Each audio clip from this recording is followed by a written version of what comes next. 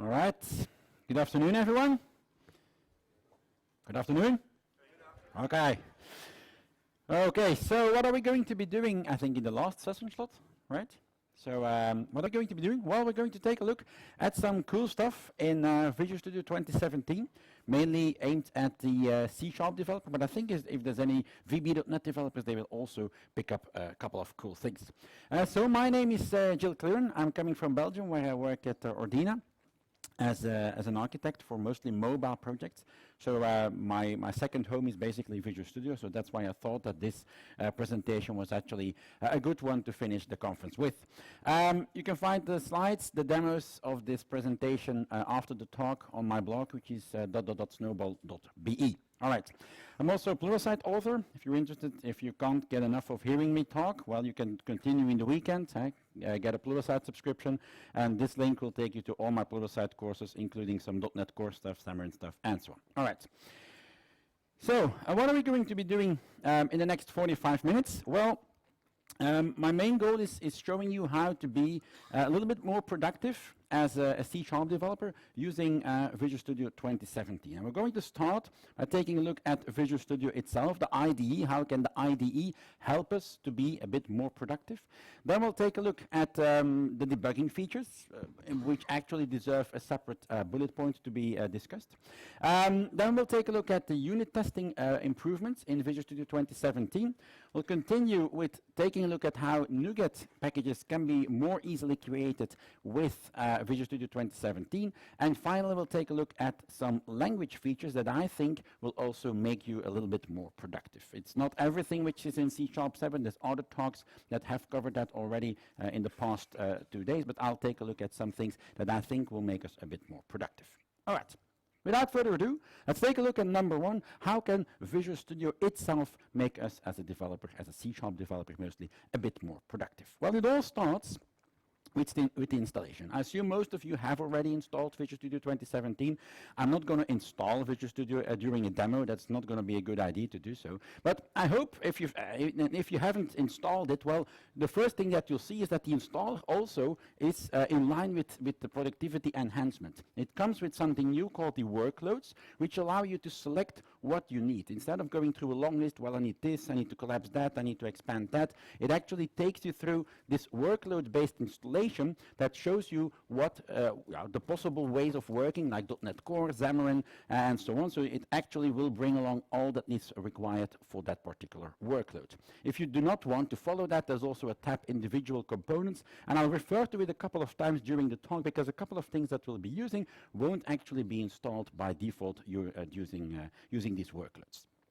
Now then, when you have installed it, there's a start page. Wow, a big applause for the start page. But again, the start page, and I'm not going to be talking about it anymore after this, but the start page as well is also aimed at making us a little bit more productive. Well, there's the getting started block, which you, by the way, can close. I see a lot of people still having it open. I think in my Visual Studio on this machine, it's also still enabled, but you can actually close it. And then there's this block of recent projects that you have worked on. It will show you solutions, projects, as well as folders. Visual Studio 2017 also brings along more capability of working with folders. Microsoft has understood that we sometimes download something which doesn't have a solution, which doesn't have a project file, so it is much easier to work with folders. And if you've worked with folders, they will also show in this recent list. Then on the top left, the top right there's the open block, which actually allows you to open things from GitHub directly or from Visual Studio. And finally, there's also the new project list, which you may not have noticed, but actually looks at the projects that you have been using and updates it based on the things that you have been using most in the last couple of days. So if you've been doing a lot of ASP.NET Core, it will actually show ASP.NET Core at the top. If you're doing a lot of Xamarin, it will show you Xamarin as the top. So that's the start page, again, like I said, aimed at making you a bit more productive. Now, another thing that I really like is the fact that you can now have, or that Microsoft or Visual Studio, comes with an improved way of navigating the code. There's an improved GoTo method that you may not have noticed. It's under the Edit GoTo menu, and you can actually, the shortcuts on the screenshot are a bit different. That depends a bit on the plugins like ReSharper that you may have installed, but you can actually open the GoTo line using Control-G, but depending on your installation, they might be different. And then when you open that, you will actually see the thing that you see here on the second screenshot, allowing you to search your code in a better way than we were able to in previous versions of Visual Studio. Out of the box, we can navigate through different tabs. What you see here are basically different blocks of types of code that you can search. What it actually does, the first tab here, the first one actually, I think this one. When you click on this one here, it will actually show the possible types of searches that you can do. You can do a symbol search, you can do a file search, you can do a type search, and so on. And there's basically also a shortcut which Visual Studio, when you enter a question mark there, will show for you. So you can automatically see the type of search you want to initiate. And I'll show that in the next demo in just a couple of minutes. There's also an improvement in the Find All references in Visual Studio 2017, something that we use extensively. So Microsoft finally decided to update the Find All references window in Visual Studio 2017. I've taken a screenshot here and I'll show it in the upcoming demo. This thing really has a richer UI. As you can see here, there's a couple of extra buttons that over there at the top that allow you to group the references that it has found by, for example, the project, then the definition, and so on. There's also this Keep Results button here, which you may not have noticed if you've been using it already, but it actually is capable of allowing us to show more Find All References windows next to each other. Now when you do a Find All References and you do another Find All References, it overrides the existing one. With this Keep Results button, you can actually get a tabbed version of this Find All References window, allowing you to keep all these things next to each other. If you've been doing work on a larger project, you may have seen that Visual Studio has asked you in 2017 version, well, I think this project is rather big. Would you like me to open it in a lightweight solution mode? Well, that's also something new that Visual Studio 2017 has come with out of the box. It is capable of loading only the relevant parts of the solution that you are working with. What it will do, it will load basically the things that it needs to open initially, the project structure, but it doesn't open all the entire project. It doesn't load it into memory, making it possible that the memory use for Visual Studio is lower and that the code navigation is faster. It will ask it by default.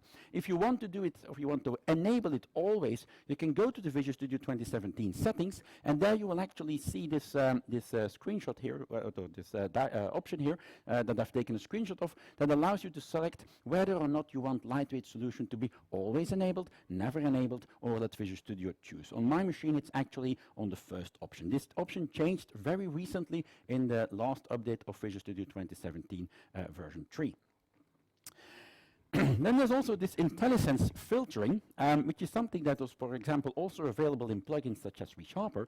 It's actually possible to allow you or to filter what IntelliSense will be showing you. You can see these little icons here, which weren't there in previous versions of Visual Studio, and it will actually filter the type of entries that you will see in the IntelliSense that you're using. For example, here I've typed int, and I can then click on one of the items and it will filter down the list of possible results in my IntelliSense, as you can see here. Finally, and then we'll go to the demo, there's this attach to process window. And attach to process window has always been a little bit of a mess, in my opinion, because it didn't allow us to search for the process that we were actually interested in. Now Visual Studio 2017 comes with the ability to actually filter the processes that we want to use, or that we want to attach to in this case. Okay, let's take a look at this already in the first demo. So I have here any project open, and I'll first take you through the possibilities that we have with the new GoTo. So when I do Control-G, as you can see here, let me zoom in on this, because, by the way, is this readable for everyone this way? I checked it in the back. It's a little bit bigger? A little bit bigger? All right, no worries. All for the same price. You can get a bigger font. No extra, no need to pay extra. All right, so let's put it on. Put it on 28. This okay? All right, cool. So, of course I need to zoom in on this thing here. So I I typed Control G, and it opened this new code navigation window, which by default, of course, opened in the GoTo line. But I can remove all this here. And I can start, if I never used it, I can type a question mark, and it will show me the possible shortcuts to actually navigate or search within my code. So when I, for example, say I want to have a type, and I want something with controller in there, this is an MVC project, as you can see, it automatically shows me the possibilities of possible controllers that I have within my application. And when I zoom out very quickly, and I click here, and I will click on the, I will navigate through this list, automatically, as you can see, the preview window or the open tab that has the controller already open automatically follows along and shows me the corresponding entry. As I mentioned, there's a couple of types of search. There's this line search, and that actually allows me to when I click here, I can say, for example, I want to go to line 2 or 23, and it will automatically also preview me that line. Like I said, you can use other ones. You can do a file search, you can do a type search, a member search, and a symbol search. There's also some settings that allow you to enable or disable the preview. I'm not going to show you there, that's pretty easy to figure out how it actually works. The next thing I need to show you is, for example, let's go to the debug menu and then click here on the attach to process. And as you can see here, there's this filter process window, a filter process entry that allows me to search, for example, let's search for the ADB process, which is the Adobe, the Android debug bridge. It allows me to, as you can see here, it will filter down the list of possible processes that match my filter. Like I said, also the find all references has changed quite a lot in Visual Studio 2017. For example, let us go to a model entry, so the Pi class. I have the Pi class here, which is a class that I use in this application quite a lot. And I do a right click and do a find all references. I think you know what the find all references are going to do. It's going to open at the bottom of the page, and let me zoom in on that a little bit. It will show me the possible entries or the possible places where I have been using this Pi class. Now from here I can of course also change the area of search, but I can also start by grouping this in a different way. For example, I can say, well, first group it by project and then group it by definition. I can also do it, for example, by definition, project, and then path. As you can see here, I can also click on Keep Results.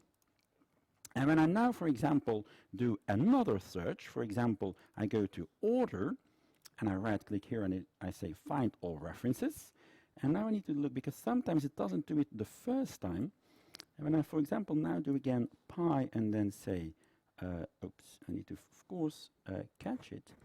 But you can already see it down here at the bottom. I hope you can see it. It has kept the tab open with Pi references and order references next to each other. So they don't automatically disappear. Visual Studio will actually now place them next to each other because I've clicked here on the Keep Results button. It will automatically allow us to see different entries of the Find All References window. All right, that's already a first couple of things that I think will make the life of the Visual Studio developer a little bit better. All right, let's move on. The next thing is something that was covered in another session here by Casey, but I do want to point it out because it's really an interesting thing that has been added into Visual Studio, and you may of course not have attended that session. It's called Editor Config Support. Now what is Editor Config? Editor Config is not something that was created by Microsoft. It's actually a separate project, not by Microsoft, but it is now supported by the Visual Studio IDE. A lot of other IDEs already support Editor Config, and now Visual Studio also does. Now what it is all about? Well, I'm a consultant and I need to go to different customers, and sometimes different customers use different code conventions. I have a customer that, for example, always puts the curly brace at the end of the line and not at the beginning of the line. And I find that pretty annoying because when I do a Control KD at that customer, the entire class is reformatted and the customer gets angry. Now, I of course can change my settings, but then it changes it for all my projects that I'm working on. And that's of course also not very handy. handy. Now with editor config support, I can actually change these settings or save these settings, let me put it that way, into a file which gets also checked in, a .editor config file. And it will contain the settings that I need to apply on my code formatting. For example, I don't want to use tabs, I want to use spaces, the everlasting war between tabs and spaces. Well, I can now save that within a simple file that gets checked into source control as well. As you can see here on this graph, I hope it's readable, but this is a bit of a folder structure for a project, and there's an editor config file over here, and there's another editor config file over here. It actually can be a hierarchy of different editor config files that only get applied within the scope, so the current folder, and also subfolders. So that is why this editor config file, the one that you see here at the bottom, will apply only on this folder, while this one applies on all the files horizontally and also in the folder that is a subfolder. Of course, if a setting gets overridden, it will actually be overridden by the second editor config file. The format, as you can see, well, there's a couple of known options. Of course, it has to be an option that is supported by Visual Studio. It's the name of the option. You set it, for example, to false or true, and then after a colon, you can add another option that is basically going to suggest how Visual Studio needs to handle this setting. Like I said, it's just a file that goes into source control. As you can see here, there's an editor config file that may not be readable at the back, but it's just a file .editor config, and automatically Visual Studio will pick it up. Now, what's the contents of the file? But it's just a plain text file. You can manually edit it. As you can see here, the first line is saying that this one is only applicable on C# and VB files, and it says that the indent size is, for example, 4. Now, that is actually editor config support. Next to editor config support, Visual Studio also supports something called C# code style settings, and that actually goes a little bit further. There's a number of supported settings, code style settings, that Visual Studio does support, and they are basically going a bit further. For example, here I'm saying that there's a C# code style that says that var needs to be used for built-in types. After the equal sign, I say in this case true, and after the semicolon I say none. None basically meaning that Visual Studio will not really do anything with it. I can set this, for example, to error, and in the case that I put it to error, I will actually get a compilation error. Here you see, for example, that Visual Studio is reacting to an applicable code style in an editor config. Let me show you that. So let's go to another demo, and that is the editor config demo. And let's drag that into Visual Studio. Over here, it's another basic MVC project to which I've added a couple of editor config files. All right, so let's take a look at the Solution Explorer first. As you can see, there is an editor config file down here in the root of the project over there, but also in my controllers folder, I placed another editor config file. Like I said, they only apply to the current folder and subfolders, but they actually will dribble down, so they actually the ones that are at the root will also apply within the controller folder. Now let's open the one in this controller folder, and it says actually it is this one. So here you see an example of such a editor config file. We'll do questions at the end, sorry. So here you see, for example, that I've specified that the indent style is space, the indent size is 2, and the tab size is 4. Well, let us, for example, change this and make it very visible. So something like this. I save it. Now, do note that it only will apply when you then, on the lines of code that you continue writing after you've changed this editor config file. It doesn't really format your application, your code in one go. It only applies to new lines of code, or when I do a Control-KD to reformat the code. So let us open just one of the controllers here. For example, let's open this home controller. So hopefully when I now do a Control-KD, as you can see, it automatically applies the different settings that I have applied via my editor config file.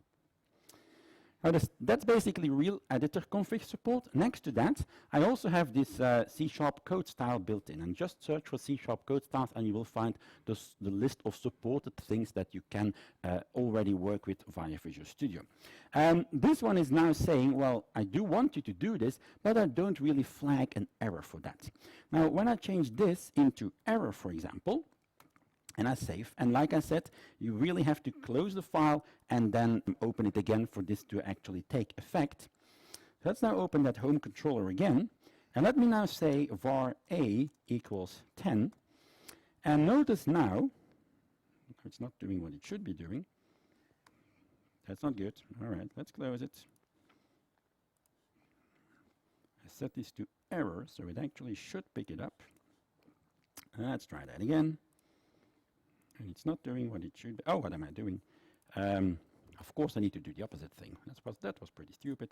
Now, as you can see, now it's working. So now it's giving me a red squiggly line, and it says here, I hope it's readable, it says use var instead of explicit type, and also it will suggest me a fix and automatically update the code for me. So it's actually doing that because of that config style, code, C# code style that I have applied in my code. All right?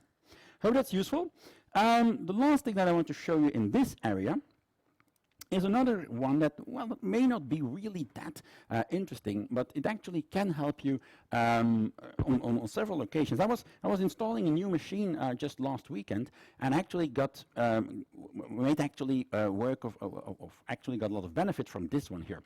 It's called roaming extensions. We have a lot of extensions installed into Visual Studio typically, and now Visual Studio all works, and you probably know you have to sign in with your what is called Microsoft account now today, I think it's called.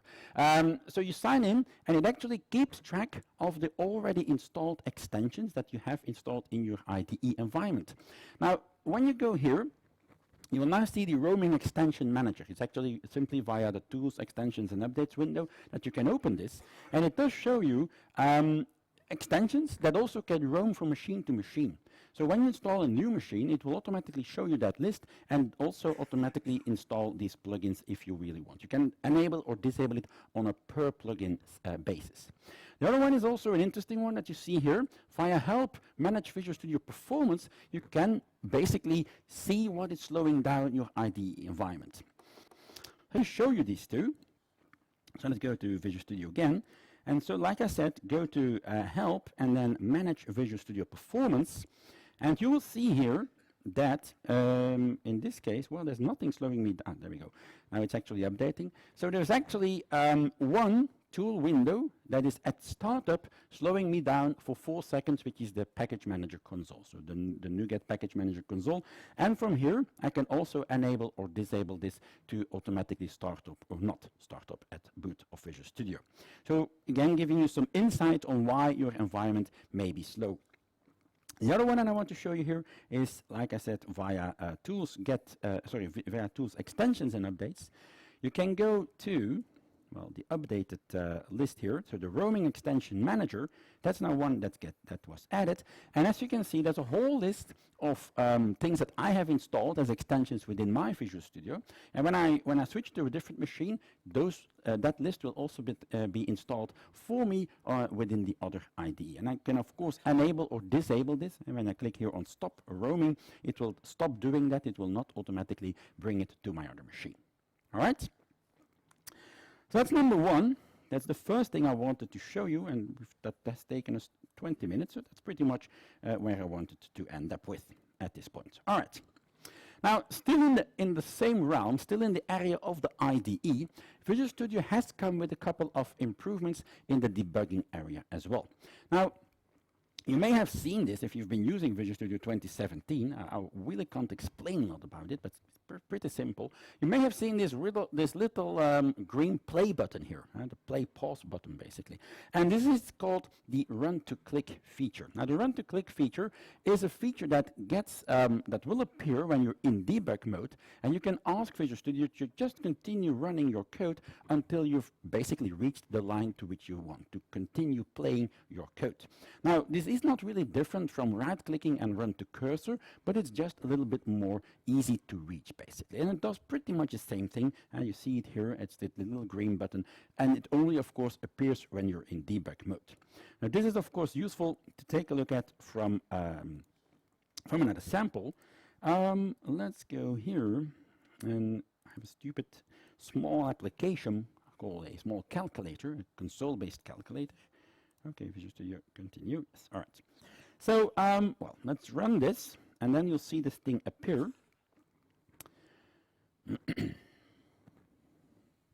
Okay, so it's a very simple console-based application.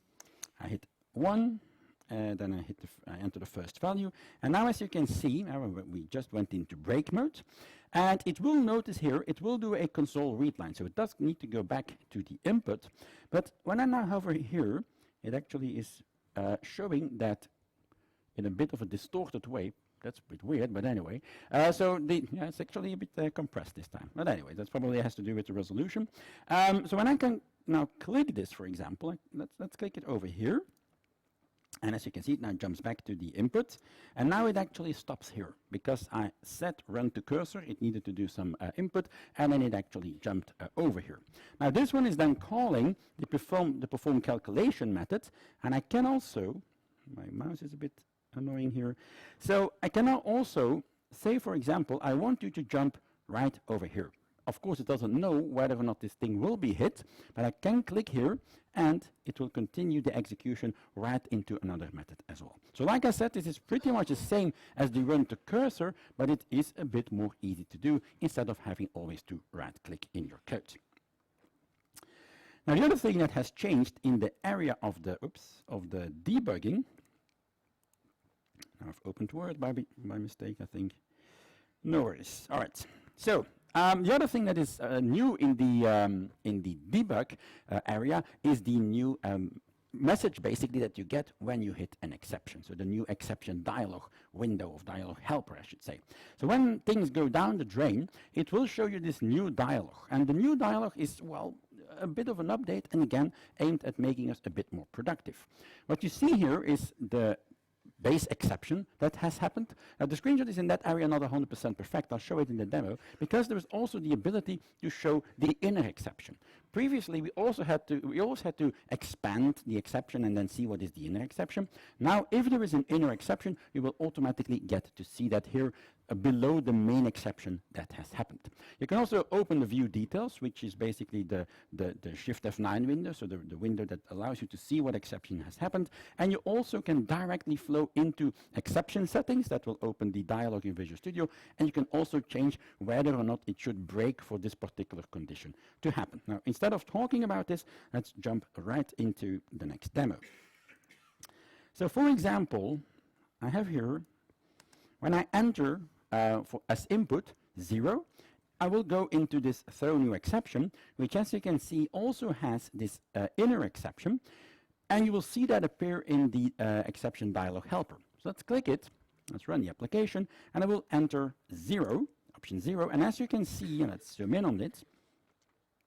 There we go. So it is showing the main exception, so the outer exception, and it also shows me the inner exception directly in this dialog, which is useful because very often it's the inner exception that gives us what we really need to see. Now from here we can also click on View Details, which, like I said, opens you the Shift F9, so the Quick Watch window, from where you can also drill into the exception that has happened. You can also copy the details, which will typically copy the details. I think that's where they got the name. And then you can also open the exception settings and edit the conditions, whether or not or when it should actually break for this particular condition, so when it happens. Giving you, again, a bit more flexibility in the way you work. The final thing I want to show you in the debug area is another useful thing, and that is this one. The new diagnostic tools. Now you may be thinking, well, those aren't new. I've seen those in my previous versions of Visual Studio. Well, actually, you're all right, but you're also wrong. Visual Studio 2017 comes with an updated version of the diagnostic tools. They look rather similar, but I assume a lot of people have never used them, so it's definitely useful to also take a look at them while we're talking about debugging in Visual Studio 2017. So the diagnostic tools give you a couple of things that, well, give you a diagnostic information about your running or application, let's say, under debug. So you see here, there's 3 blocks. There's an event block, there's a memory block, and there's also a CPU usage block. And we'll take a look at it in just a second. And it gives you an overview of how your application is performing, how much memory is it using, is it correctly garbage collecting all the objects that it's not using anymore. You see here that there is a little yellow little marker here, and that will be shown when the GC collect or the garbage collection has actually taken place. There's also the ability to take snapshots, which allow you to drill down into the memory that is currently being used by your application. Which objects are in memory, how many instances, how many bytes are they using. You can also look at the CPU profiling, so you can attach or see basically how much memory and CPU profiling or CPU usage has been taken by your application. Here you see a garbage collection that has taken place. There's a little yellow marker which basically indicates that at this point garbage collection has taken place. And finally, there's also the Events tab. And the Events tab gives you an overview of all kinds of events that have happened during the debug phase of your application.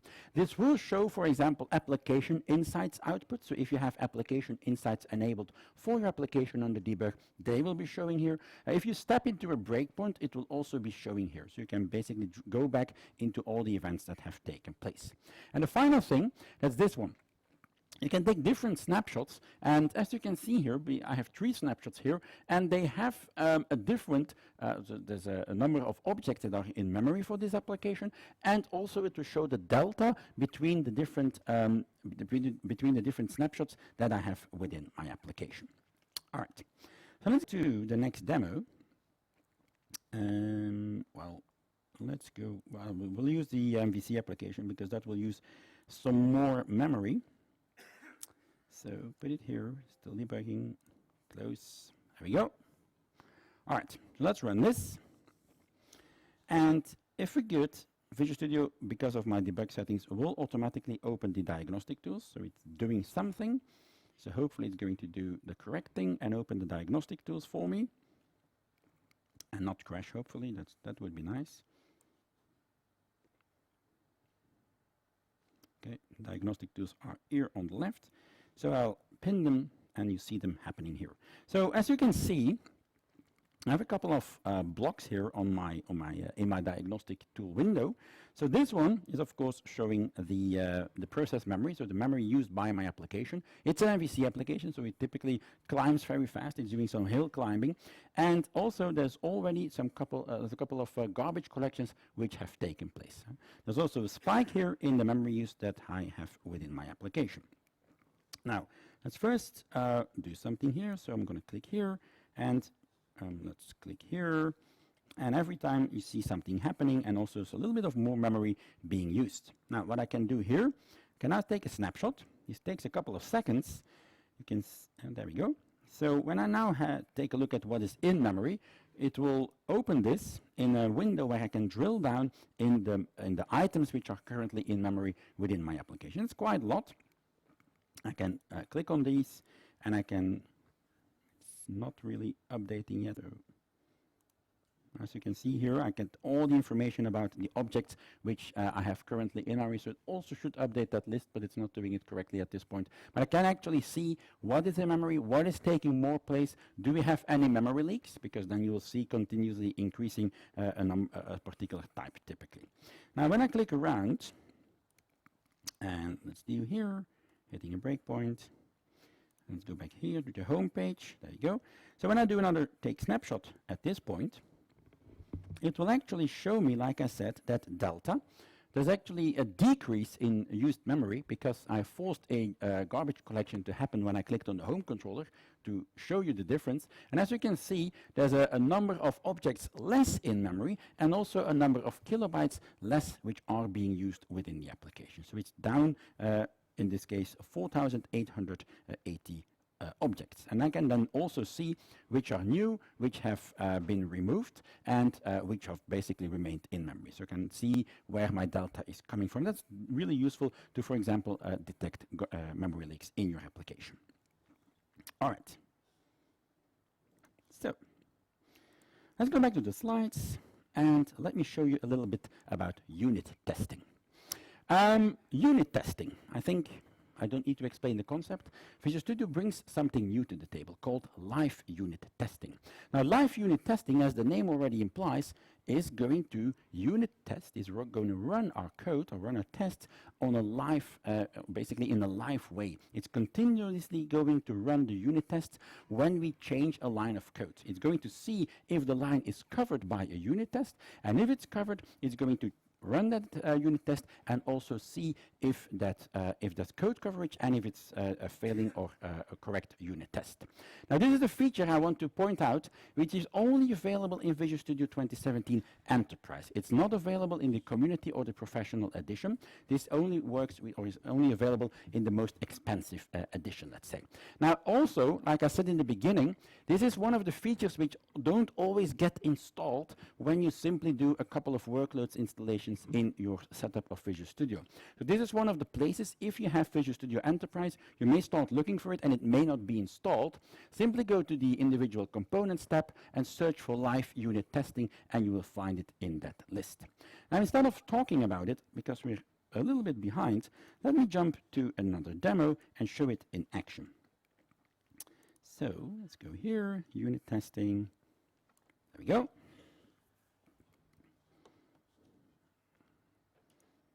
It's not really opening, I think. Let's try that again. All right. So I need to enable unit testing. You can enable it for any solution. I don't really want to do that. Keep in mind that this does a lot of calculations in the back. So it will slow down your machine quite a lot. There's in fact a setting for live unit testing that you can disable it when you're on battery power. So that because otherwise it will probably drain your battery because it continuously evaluates your code. So you can disable it. I haven't enabled it by default. To enable it, for my current project, I go to Test, Live Unit Testing, and then say Start. Now, after a couple of seconds, as you can see, that was pretty fast, you see here that there's an extra column which has appeared, which shows whether or not the line of code is A, covered by a unit test, and B, if that test is running correctly, or if there's a test which is currently failing. The line which is currently red is actually covered by a unit test which is currently failing. And this one is saying that it's not covered by any test. And as you can see, I have this red cross here. So I'm going to remove this line. And I'm going to type return a member-wise clone.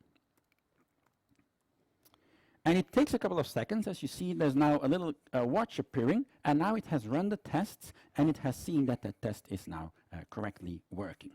So it has automatically updated. While I do my code editing, it will run the test and it will see if the associated tests are running correctly. It really is handy when you want to use a TDD approach because, like I said, you don't really have to run your test via Test Explorer anymore. Do know that if you go and take a look at Test Explorer, it will also update. So as you can see here, there's a couple of unit tests in the application, and Test Explorer will automatically be updated with the results of live unit testing as well. All right. Now, the fourth item that I want to talk to you about is an update in package management, or package creation, I should say. Now, do note that what I'm going to show you is only applicable for .NET Standard. Now, let me first show you what I want to do. .NET Standard, I assume you've already, at this conference or maybe before, heard a lot of people talk about. It is the way to share code between the different .NET platforms. So it allows you to share code between plain .NET, Xamarin, and also .NET Core. Now, what I'm going to show you here only applies to .NET Core. And what is actually the change here? It's going to be possible using NuGet and Visual Studio 2017 to create NuGet packages more easily. Now, how do we do it? Well, Visual Studio 2017, and actually I should say .NET Core and .NET Standard, have a different project structure. You may have already been working on a .NET Core project, and you probably have then noticed that there's a new entry when you right-click on the project file, and that shows you edit my project file, edit my CSProsh file. Now, in the past, a CSProsh file was a pretty complicated file, and it was easy to break things. Now, with with .NET Standard and .NET Core, the structure of these files has dramatically been simplified. It's now so simple. as you can see here, that's just a piece of XML that you can really edit yourself. And the cool thing is that it is now possible to extend the CSProsh file in Visual Studio 2017 to include the description of the package, a NuGet package that needs to be created from a .NET Standard library. Previously, you had to use the NuGet executable and a new spec file. Now in Visual Studio 2017, the lines of code that typically go into a new spec file can be directly included in your CSProsh file, and it will also output a NuGet package from your library. Let me show you that. So let's go here and switch demos once again. So that is NuGet pack.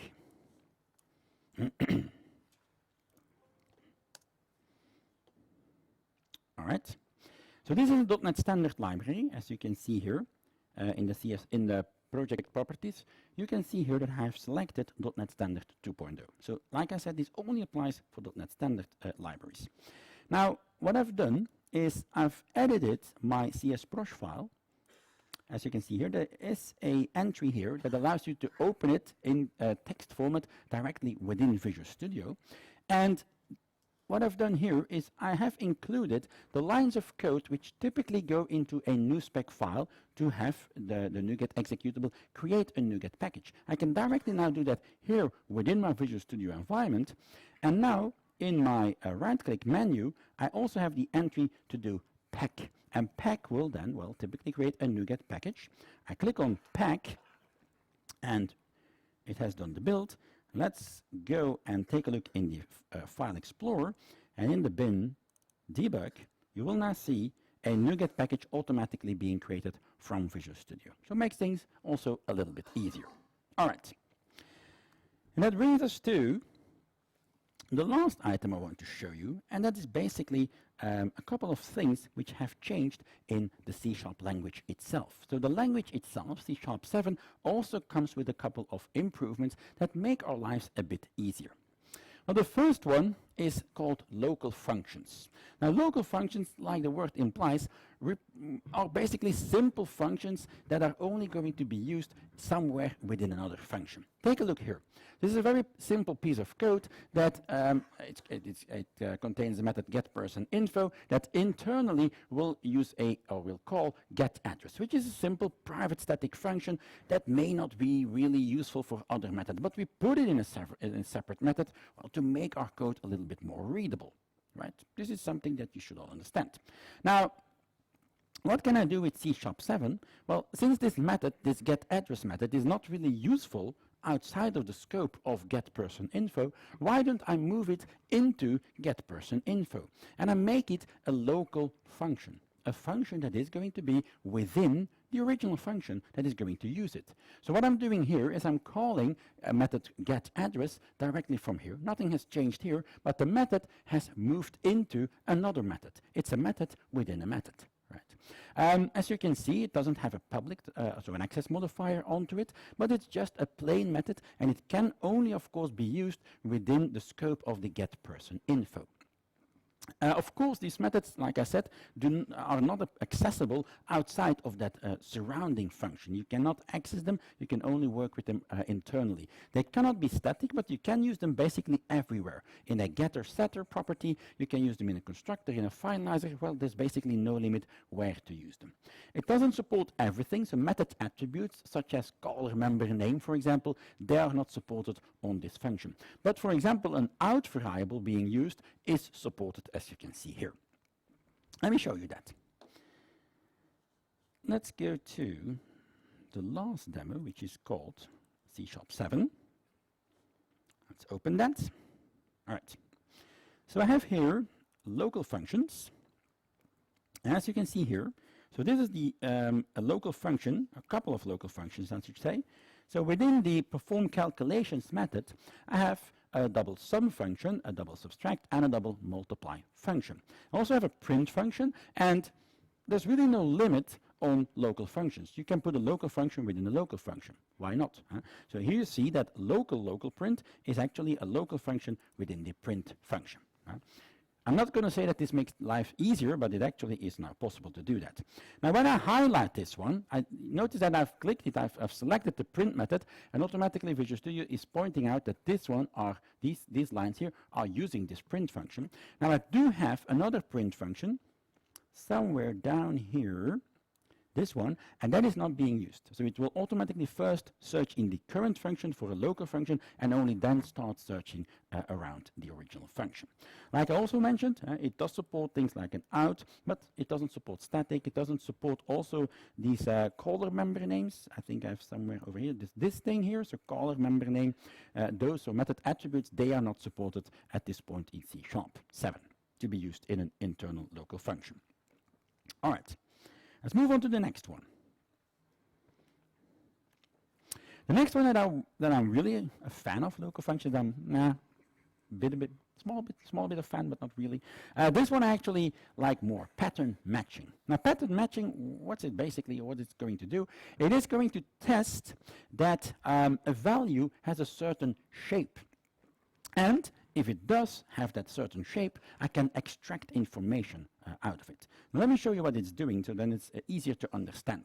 So typically when we want to test if a variable is of a certain, or an object I should say, is of a certain type, we use the is keyword, right? So we're going to test if something is of a certain type. Now the is now extended into pattern matching, and as you can see here, I'm going to check if O is first null. That is called constant pattern matching or constant matching. The second line is going to check if O is of type integer, and if that is the case, I'm automatically going to put it inside of the variable called I. So it's going to extract the value of O into an integer called I. Here's another example. So here we have a for each that is going to loop over an I enumerable of objects. It's going to check again if item is of type int. If that's the case, I'm going to put it directly in a variable called val, which is of type integer. And of course, I have an if and an else if, and if I want to continue doing that, yeah, your code might become a little bit unreadable.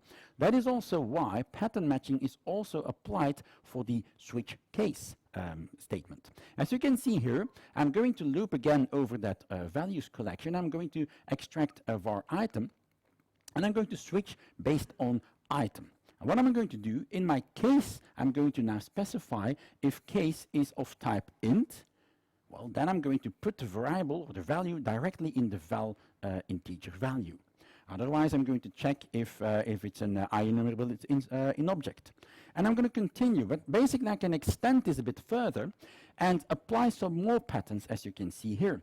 Now I have a pattern, again, case 0, and then I'm going to break things. That's again constant pattern matching working. The second one we've already seen, but here take a look at the third one. It is going to cast the I enumerable into a variable called sublist when sublist contains items, so sublist.any. Of course, because of the next line, which doesn't have the extra when condition, I will need to check my sequence of my conditions that I use in my case, because it actually goes top to bottom for this type of matching. So if you do it in the opposite way, because then always this one will be hit, Visual Studio will give you an exception, because it will say that it cannot reach the one with the extra when condition. All right, let's jump back to the demo. I'm going to show you this one. So we have a class person. We have which is first name, last name, and address. We have an employee which inherits from a person, and we have a customer which inherits from a person. Now, in my application, I can do the is pattern matching. So the first check person without is going to do it in the way that we've always been doing things. We're going to check. That's the one I wanted to use. We're going to check if person is of type employee, and then we need to create a new employee and put the value in there. Those two lines we can now basically squash into one line, and that's what you see here. On this line here, I'm going to say that if person is an employee, automatically put it in a variable of type employee called employee. Like I said, if you have too many if-else's, well, then we're going to use a switch case. And that is what you see here. Using the case, using the switch statement for pattern matching here. First, I'm going to cast into employee E if person is of type employee. In the next case, I'm going to check with an extra when condition that if C is preferred set to true, then we're going to execute this case. And like I said, this one needs to go below because it is less specific than the other one. There's also the ability, of course, to use default, which you can put wherever you want. And then I also have the case null, which is going to check if my variable is null. And that's, again, constant pattern matching. All right? So we are a couple of minutes over time. Let me continue for a couple of... There's no other session apart from the closing keynote, right? So if we go 5 minutes over time, I don't think that's really a big problem. Well, let's skip this one. This is not really a really useful one. This you probably have, if you've been using C#7, already seen suggested by Visual Studio. And finally, Microsoft has made a change to the way that the out variable works. As you can see here, this is how we used to do out in C#7. Oh, sorry, in C# before version 7. I need to declare, before I use my out variable, I need to declare my integer value on beforehand. Now with Visual Studio, actually C#7, we have the ability to now automatically inline the variable which we want to put the value in if, in this case, the try path is actually working. So I'm going to say I'm going to try pass that input, and if it's okay, if it works, I'm going to cast it automatically into an out variable called result of type int in this case. There's also a wildcard which is supported. If you really don't care about the value, if you just want to check if the input is, in this case, is of type integer, you can simply say, well, discard that value, and you can use the underscore. If you've been looking at the previous versions of C# while it was in beta, it was still an asterisk. Now it's in the final version, it became an underscore. So this basically says, well, I want to use the try pass, but I don't really care what it's going to do. I'm not going to run the demo anymore. I'm going to quickly show you the other things I still had here. We all know tuples, right? They have been added a couple of versions ago in C# as a way of basically giving back more than one value from a method. Basically allowed us to group a couple of values into a type which you didn't really have to declare on beforehand. For example, here we have a tuple which is going to return 2 strings. Now, when you want to work with such a tuple, you do need to access the individual items within that tuple, for example, using .item1, .item2. That's not always easy to work with. Now, with C#7, it's possible to work with tuples in a bit of a different way. What you see here is the first one is still it's not really the old way, but it's a new way but it's not really that really useful. What I'm doing here is I'm specifying a variable called letters, and I'm creating a tuple of 2 strings. But if I want to access the individual items, it's still going to be .item1, .item2. But if I really want to access my building items, I am capable of giving them a name, as you can see in the second piece of code. I say string alpha, string beta, named letters, so I can now say named letters dot alpha, named letters dot beta. As you can see here, it's actually possible to access these values in a named way. That now also works. You can also do it this way. I actually prefer the other way, but it's possible to do it this way, so that is called a string literal in that case. And the final thing that I want to show you is something called deconstruction syntax, which builds a little bit on the way that tuples are now working in C#7. Now, what is a destructor? It's not a finalizer, it's a deconstructor. It's basically the opposite of a constructor.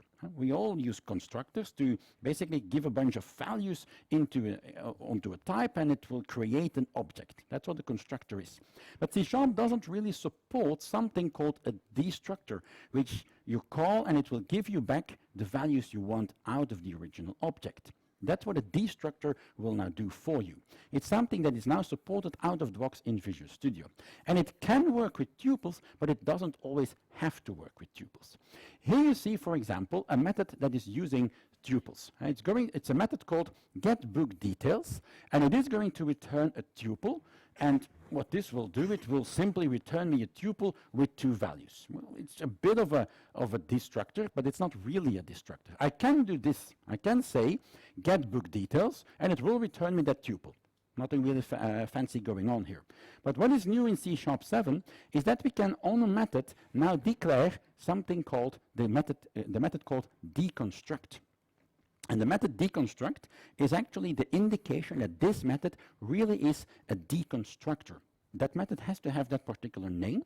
And as you can see here, I can use it with tuples, but I can also use it without variables. I create a class book, and I create a method called deconstruct, which has, in this case, which is going to return 2 string values via an out or via a tuple. And what I can now do is I can simply create that an instance of type book, and I can use into a tuple, I can set that equal to book.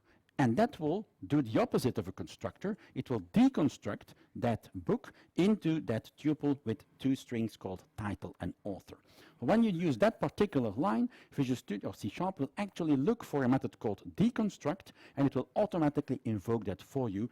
And if you have several overloads, it will also search for the one that matches the tuple that you're passing here on the left. All right. With that, we have reached the end of the talk. I hope it was still useful for you to stick around until 4:30. So I was the only thing, let's say, standing between you and your weekend. So I hope you have enjoyed it. Thanks for still sticking around, and I hope you enjoyed it. Thank you.